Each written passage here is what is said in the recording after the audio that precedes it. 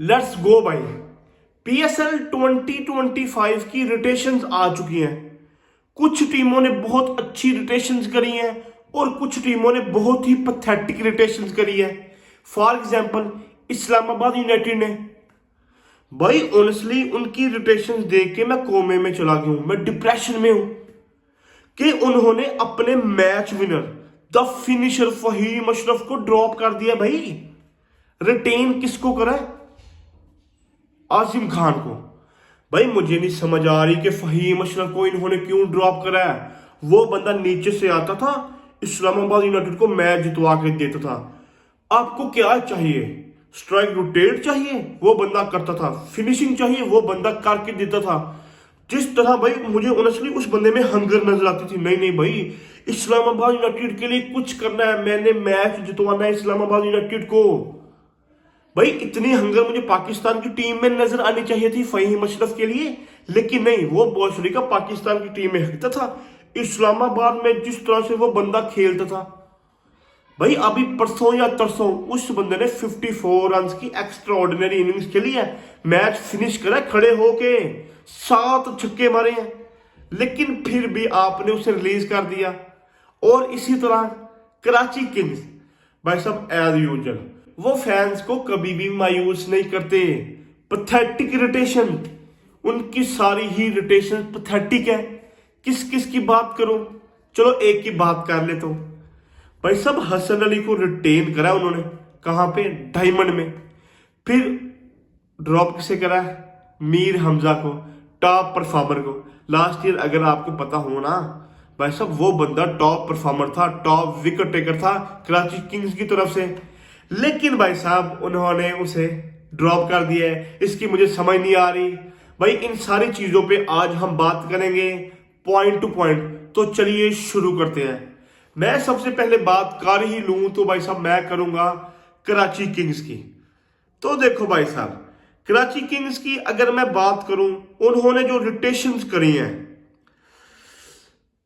Diamond में किसे retain करा है? हसन अली को। मतलब भाई साहब हसन अली, भाई कहां पे परफॉर्मेंस है इस बंदे की, मुझे ये जरा बता दो पहले। और जेम्स विंस, भाई साहब जेम्स विंस को उसके घर कोई नहीं पूछता, और कराची किंग्स ने उसे भाई साहब डायमंड में रिटेन करा हुआ है।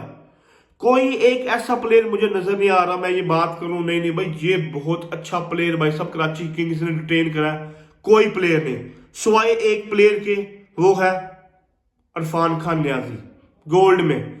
इसके अलावा भाई साहब पथेटिक रोटेशन एज यूजुअल। मुझे एक बंदा दिखा दो जो बंदा कराची किंग्स की रोटेशन करता है, जो मैनेजर है कराची किंग्स का। क्या उस बंदे का दिमाग काम करता है? वो पागल तो नहीं है? उसे भाई डॉक्टर्स को दिखाओ कि उस बंदे का दिमाग काम ही नहीं कर रहा, किस तरह की रोटेशन कर रहा है कराची किंग्स के लिए। खैर भाई हमें क्या लगे। और इसी तरह अगर मैं बात करूं भाई साहब इस्लामाबाद यूनाइटेड की, भाई ये भोसड़ी के जितनी गंदी रोटेशंस करते हैं कराची किंग्स वाले, पिक्स करते हैं, उतनी ही डेंजरस। फहीम अशरफ को निकालने के बाद भी भाई सब dangerous rotation. Shadab Khan, Naseem Shah, Imad Wasim, Suleman Ali Agha, Haider Ali, Colin Munro, Romman Raees. भाई नहीं भाई, मतलब पिछले 7 8 9 साल से जब से मैं पीएसएल देख रहा हूं, एक साल भी मुझे ऐसा नहीं लगा नहीं नहीं भाई ये साल इस्लामाबाद यूनाइटेड का मठ है। भाई इनकी टीम मठ ही है, इनकी बैटिंग लाइनअप मठ ही है एवरी सिंगल टाइम।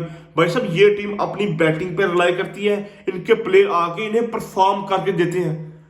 मुझे भाई साहब ऑनेस्टली हसन फील होने लग पड़ता है कि भाई साहब ये टीम पाकिस्तान की टीम क्यों नहीं है। इसी टीम को ऐसे ही शादाब खान को कैप्टन बना के भाई साहब मैदान में उतार दो, इनको लड़वाओ ऑस्ट्रेलिया के अगेंस्ट। जिस तरह शादाब खान नीचे से आपके ऑनेस्टली फिनिश करता है, 70 80 पेल रहा होता है। आगा सलमान की अगर बात करूं, वो जिस तरह से बैटिंग करता है, भाई ऑनेस्टली मेरे पास कोई वर्ड नहीं है इस टीम को कैसे एक्सप्लेन करूं। अगर किसी टीम ने 300 रन भी बोर्ड पे सेट करे होती है ना, तो ये टीम भाई साहब मैच जितवा सकती है। और इसी तरह अगर मैं बात करूं लाहौर कलंदर की, डेविड वीसे भाई साहब, ये बंदा पिछले 10 साल से लाहौर कलंदर में ही खेल रहा है। इस बंदे को ड्रॉप करना चाहते नहीं। हम सबको पता है अगर ये बंदा ड्रॉप होगा तो डेफिनेटली भाई उनका कोच, मेंटोर या बॉलिंग कोच वट जो भी, ये बंदा स्क्वाड के साथ ही रहेगा। जमान खान वेल डिजर्व्ड, जहांदाद खान, अब्दुल्ला शफीक भाई। उधर से ये रूमर निकल रहे हैं भाई साहब, ट्वीट भी कर दिया समीर राणा ने कि भाई साहब हम लेंगे डेविड वार्नर को। तो भाई अब्दुल्ला शफीक का क्या फायदा? अब्दुल्ला शफीक को आप खिलाएंगे नंबर 3 पे या नंबर 4 पे? भाई मुझे नहीं समझ आती कि अब्दुल्ला शफीक नंबर 4 का बैटर है भी क्या नहीं है। उधर से इस बंदे की फॉर्म भी नहीं लगी हुई। क्या ये बंदा मिडिल ऑर्डर में आके परफॉर्म कर सकता है? भाई मुझे नहीं लगता। शाहीन शाह अफरीदी है, फखर जमान है और खारिश रऊफ। भाई अगेन मेरे ख्याल से पिछले 2-3 साल से जब से शाहीन शाह अफरीदी कैप्टन बनाया भाई साहब लाहौर कलंदर का, भाई साहब ये टीम फैबुलस हुई पड़ी है। जिस तरह से ये टीम थ्रू आउट परफॉर्म करती हुई आ रही है, अब वो लाहौर कलंदर डेफिनेटली नहीं रही। मुझे नहीं लगता ऑनेस्टली ये टीम जाएगी बाहर। अब ये देखना पड़ेगा कि ये टीम किस तरह की पिक्स करती है। डेविड वार्नर को लेती है, स्टीव स्मिथ को लेती है, कौन से प्लेयर को लेती है, ये तो हमें पता चलेगा जब ऑक्शन होगा पीएसएल का। और अपने the perfect man Mohammad Rizwan, भाई साहब ये बंदा परफेक्ट है ऑनेस्टली। जो इस बंदे के दिमाग में आता है ऑनेस्टली, ये बंदा वो करता है। मतलब आप इस बंदे को भाई साहब कोई 11 इमर्जिंग प्लेयर भी दे दोगे ना, इसको कहोगे भाई इनसे आपने हमें मैच जितवा के देना है, ये बंदा जितवा देगा भाई। मतलब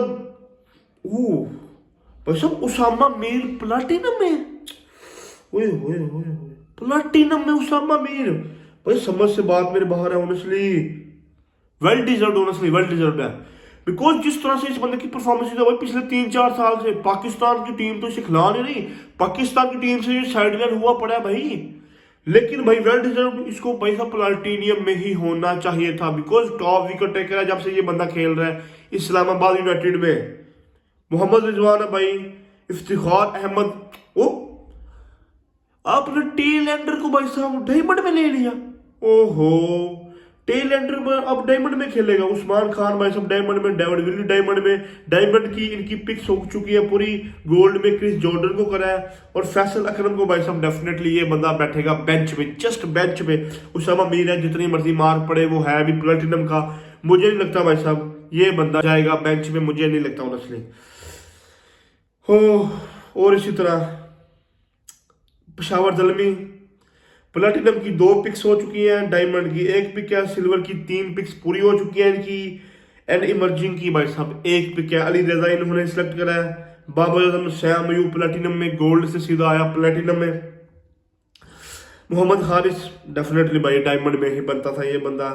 मेहरान मुमताज, सुफियान मुकीम, लास्ट ईयर जिस तरह से इस बंदे ने परफॉर्म करा, एक ही ओवर में बस जीता हुआ मैच इस्लामाबाद यूनाइटेड के कलेजे से इस बंदे ने निकाल लिया। तो भाई ये भी मेरे ख्याल से डिजर्व करता था पेशावर ज़ल्मी की स्क्वाड में। एक अच्छा स्क्वाड है भाई। अब जो मुझे ऑनेस्टली कमी नजर आ रही है वो नजर आ रही है कि भाई साहब इनके पास बॉलिंग किस तरह की होगी। बैटिंग तो मेरे ख्याल से इनके पास है, टॉप ऑर्डर है। मिडिल ऑर्डर में इन्होंने आसफ अली को निकाल दिया है। बिकॉज मेरा नहीं ख्याल कि उस बंदे से एक छक्का भी लगा होगा अपने लास्ट सीजन। तो किस तरह की पिक्स करेंगे, इंटरेस्टिंग पिक्स होगी ऑनेस्टली इनकी भी। और लास्ट में भाई साहब most underrated team as usual ये रहती है कोयटा ग्लैडिएटर। अबरार अहमद डायमंड में, भाई साहब सिल्वर से ये बंदा डायमंड में आया ऑनेस्टली वेल डिजर्व्ड है भाई। जिस तरह से इस बंदे की परफॉर्मेंस है, ये बंदा भाई साउथ अफ्रीका के टूर में परफॉर्म करा, जिम्बाब्वे के टूर में परफॉर्म करा, तो वेल डिजर्व्ड। मोहम्मद आमर भाई एवरग्रीन डायमंड में भाई। और भाई रेले रसूल डायमंड में। डायमंड की इनकी पिक्स हो चुकी है, बहुत ही अच्छी मेरे ख्याल से इन्होंने पिक्स रखी है, रिटेन करे अपने प्लेयर। और भाई अपने कप्ताना Sarfaraz Ahmed, the captain who won champion trophy for Pakistan 2017, first time ever in 9 year, भाई साहब रिलीज कर दिया गया है। अब क्या वो बेंच पे रहेंगे, टीम के साथ मेंटोर शंटोर होंगे, आई डोंट नो। मुझे ऐसा फील हो रहा है कि भाई साहब ऑक्शन में इनको कोई भी नहीं लेगा, ये भाई साहब बेंच पे ही होंगे। अब देखना पड़ेगा भाई कहाँ जाता है। साउथ कील गोल्ड में, गोल्ड की भी भाई साहब इनकी हो चुकी है पिक्स पूरी। 3 की 3 वसीम जूनियर है, साउथ कील है, कील हुसैन है, सिल्वर की 2 है। अब जो इनकी रह गई है ख्वाजा नाफे, भाई साहब ये है सिल्वर में। क्या इस बंदे को गोल्ड में होना चाहिए था?